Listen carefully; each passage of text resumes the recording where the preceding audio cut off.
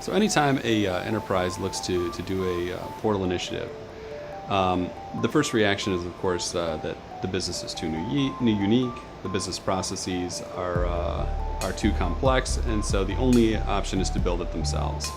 But the reality is that when they make that decision, it's an expensive decision, and it's not only an expensive decision from the standpoint of buying infrastructure and bandwidth and servers and people time and all of that, but it's also very expensive in terms of time to market, because you're looking at 18 to 24 months to deploy something like this, and the business has urgent needs now. This gives a significant advantage, again, to a portal platform as a service, because you can be up and running in 30 days. You don't have to invest in any servers. And while the business may think it has to give up some flexibility to get that, the reality is the business gets to take advantage of all of the built-in functionality that's there to solve the common problems that every business has. But then they have that platform as a service component where they can simply build in those customizations that they need to address their specific needs. They really get the best of both worlds.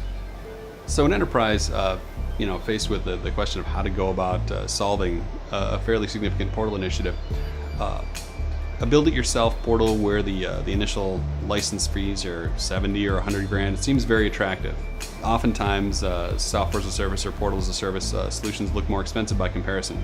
But there are a lot of costs in there. Some of the obvious ones, right? You simply have servers, you have bandwidth, you have a lot of components to buy. In addition to just the portal license, you also need identity and access management software. So there are those costs.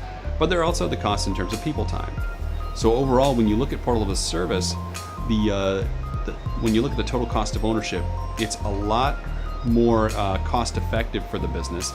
But at the same time, you'll find that the way you pay for the as a service model is generally aligned to the business model. So the more you use, the more value you get out of the portal, then your fees may go up, but they are not proportionate. You're paying only a small amount more, but you're getting ongoing value indefinitely. Whereas with the portal that you build yourself, you're paying all of that money up front, whether you're getting value or not. Well, I think Enterprise has done a good job at getting a lot of the key things connected and presenting things in a single pane of glass. But the more they connect in, the more overwhelming that pane of glass can become. And unfortunately, it gets very difficult for an end user to really discern what's important out of all the information that's out there. And I think that's the greatest opportunity for portals moving forward, and that's finding the most important information and serving that up to the user when they need it most. To be able to look in the far corners of the enterprise, find the right information, and deliver that in the right way. And where you'll see that is I think going to bring together, again, some of those major forces that are impacting the market today. Social marketing and social media, and also social interactions between people. And again, that's going to generate a lot of data and a lot of information, so the big data is going to come into it. And with all the different tools and the different places where people have to collaborate, staying abreast of those cloud opportunities and those cloud applications are going to be key. But the business's ability to find all of the information that a person needs and really serve them up what's most important, that's where I think we're going to see the innovation over the next few years.